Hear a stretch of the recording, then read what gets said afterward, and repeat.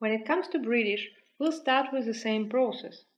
First, I'll place a lighter grey silhouette, and over it I'll paint with a darker tone, but it could be another way round.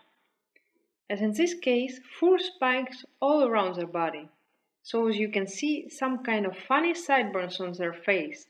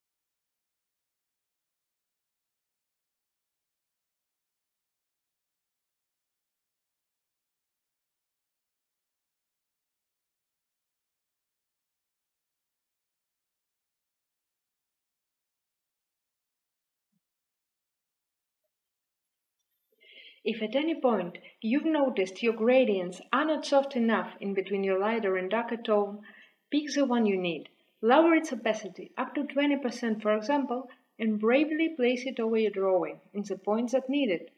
In such cases, selection tool could be very useful. It provides you security of not painting with gradients all around your cat silhouette.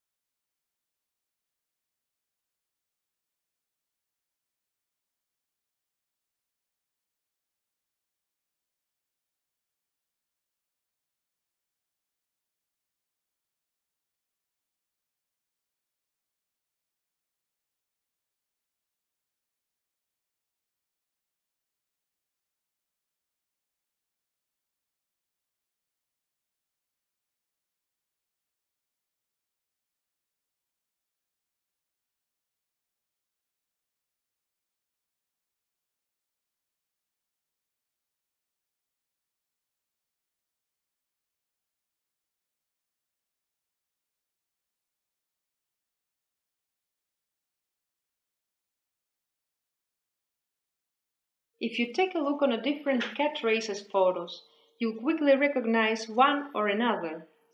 And there is no wonder, among others, such as the stains patterns and nose lengths for example, one of the main reasons of their variety is their fur. For example, Sphinx cats are really easy to differentiate, because their hair is so short they seem nude. Siamese cats' fur usually is short, and Persian cats are very furry. They seem to be made of cotton. British hair is very compact and soft, and the hair strokes need to be extra short and separated to indicate this type of fur.